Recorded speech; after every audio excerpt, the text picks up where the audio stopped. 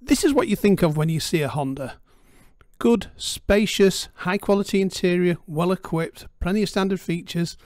This probably isn't what you would normally think of. This is the Honda Pilot for 2023 in its Trailsport, guys.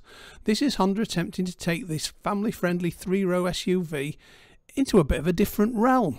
One I'm not quite sure that it really fits into.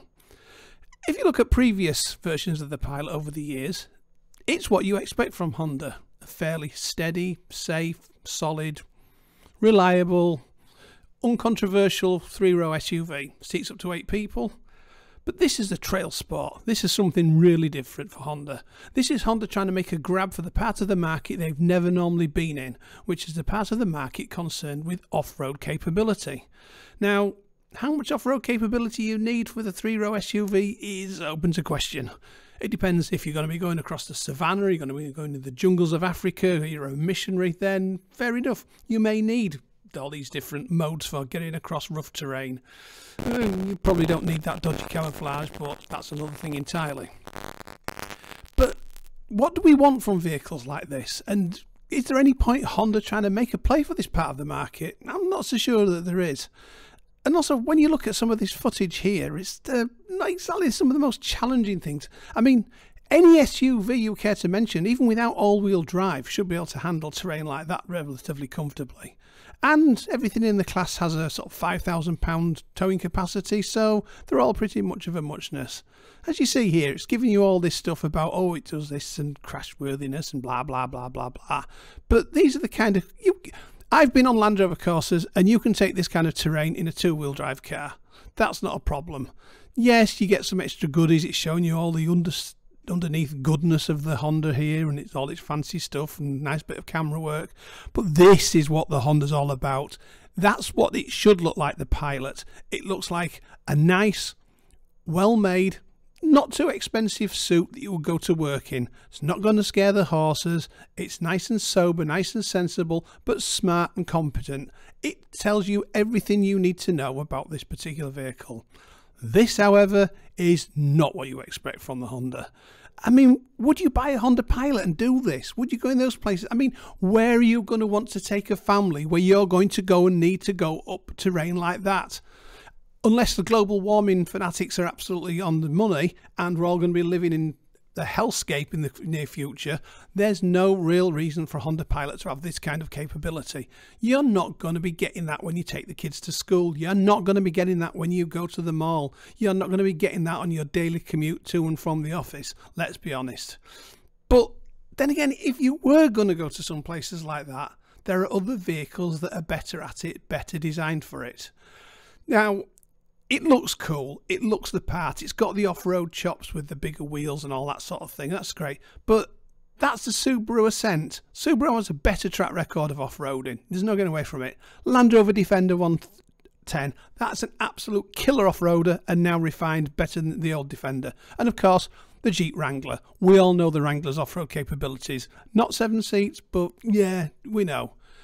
But here we have it. This is a 7-seat Honda entry into that market. But if you want a three-row SUV to take up to 7 or 8 people, but you also want to be able to go into the absolute wilds and the worst terrain possible, this is what you want. This is the 2023 Toyota Sequoia. It's basically the new version, or the latest version, of what used to be called the Land Cruiser. Anybody that knows anything about serious off-roading knows the Land Cruiser was almost indestructible and its off-road capability was off the scale. The Sequoia is a long way along the road towards that kind of thing. Admittedly, it's going to cost you an awful lot more. The Sequoia is going to cost you probably north of $76,000 from the MSRP, whereas you're looking at $48,350 for the Honda.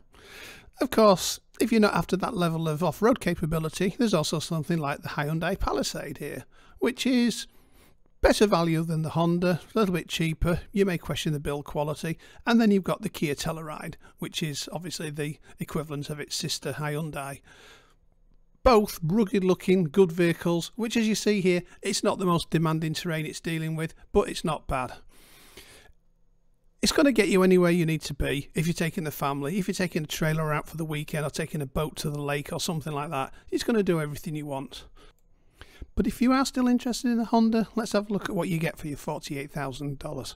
You get exclusive 18-inch Trailsport black alloy wheels. They're wrapped in all-terrain tyres, an off-road tuned suspension, an all-wheel drive system with trail torque logic, a 7-mode drive system that includes things like normal, economy, snow, tow, sport, trail and sand modes.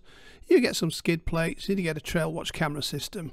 And away from the off-roady stuff, you also get standard features that include durable leather upholstery with orange stitching and Trailsport logos, which we saw earlier in the video, a power tailgate, full LED lights, a panoramic moonroof, wireless Android Auto and Apple CarPlay, wireless charging, tri-zone climate control, blah blah blah blah blah, yeah, you know, all that sort of stuff.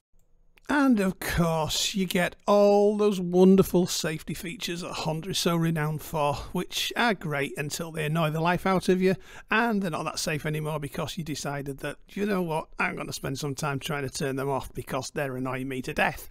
But that's the way of things, and some people like that sort of stuff. Look, the bottom line here is the Honda's a good vehicle. It's great for what it is. It's a jack of trades but master of none. It's not the best off-roader in the world. It's not the best 7-seat family 3-row SUV in the world. It's a bit of everything. So look, if you're interested in one, check the link out below in the description. That'll take you to no obligation free quotes for this or any vehicle you're interested in your area, live from dealers. You get the best prices sent straight to your inbox. And if you like this video, the videos I do, and if you want to see something of your particular interest, get in the comments below. Let me know what you think, let me know what your feelings are, anything you're interested in, and I'll see about making a video about it in the future. And by the way, don't forget to subscribe. Thanks a lot. See you next time.